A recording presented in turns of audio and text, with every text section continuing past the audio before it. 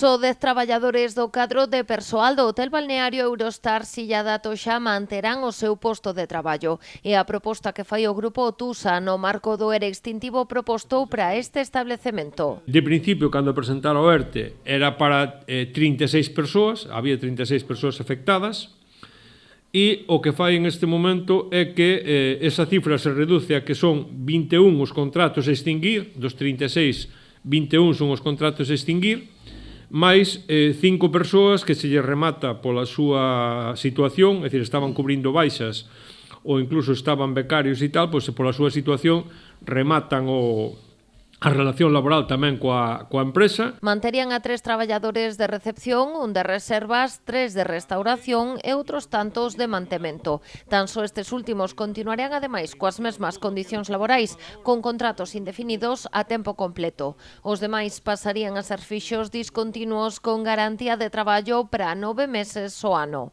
Nos parece totalmente fora de lugar, nos parece inasumible. A política da empresa é externalizar servicios, librarse da plantilla do persoal fixo da contratación máis ou menos estable por fixos discontinuos, lóxicamente, e o resto dos servicios que non pode prestar con fixo discontinuo, pois externalizalos e, polo tanto, precarizar as condicións de traballo, non? Os 10 inda que se quedan, moitos deles son con coaccións, con amenazas, e hai, xa te digo, non hubo sempre mala fe por parte do empresario a hora de chegar a un acordo. A CIGA agarda agora o informe da Inspección de Traballo confiando en que sexa negativo contra o proceso do ERE. Ademais, anuncian que levarán o conflito aos tribunais para reclamar a súa nulidade. É unha situación simplemente que é por depurar a plantilla de alguna forma e todas aquelas persoas que sean incómodas por botalas fora, é dicir, non hai outra explicación posible.